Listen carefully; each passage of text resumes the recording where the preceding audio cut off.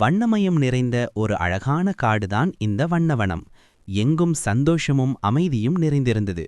அங்கு சுறுசுறுப்பான அணில் சின்னக்கிளியும் பயந்த கரடி குட்டி குட்டியும் நெருங்கிய நண்பர்கள்.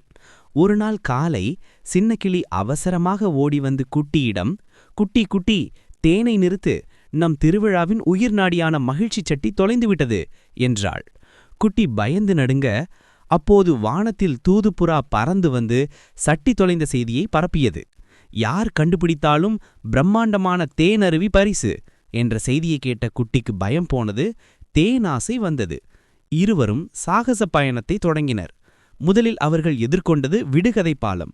பாலம் கேட்ட விடுகதைக்கு சின்னக்கிளி தன் புத்திசாலித்தனத்தால் விடை பெயர் என்று சரியாக பதிலளித்து பாலத்தை திறந்தாள்.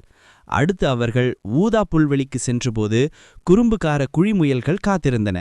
குட்டி பயந்து ஒதுங்க, சின்னக்கிளி அருகில் ஓடிய சாக்லேட் நதியில் இருந்த களிமண் போன்ற சாக்லேட் மண்ணை எடுத்து குட்டியின் பாதங்களில் ஒட்டி சத்தம் வராமல் கடக்க வைத்தாள். இதுவே அவர்களின் முதல் வெற்றிகரமான குழுப்பணி.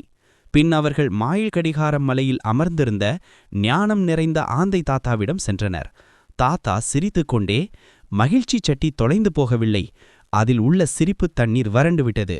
அதை நிரப்ப நீங்கள் இருவரும் அன்பான குழுப்பணியால் சாக்லேட் தண்ணீரை எடுத்து செல்ல வேண்டும் என்றார். உண்மையை புரிந்து கொண்ட நண்பர்கள் மகிழ மரத்தின் கீழ் ஒளியிழந்திருந்த மகிழ்ச்சி சட்டியை கண்டனர்.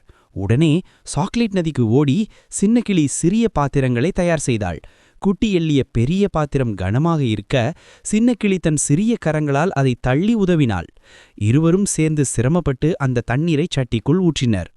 ஜிங்கிள் என்ற ஒளியுடன் சட்டி பிரகாசமான ஒளியுடன் மீண்டும் பொலிவு பெற்றது. வண்ணம் வனம் முழுவதும் மகிழ்ச்சியில் ஒளிர்ந்தது.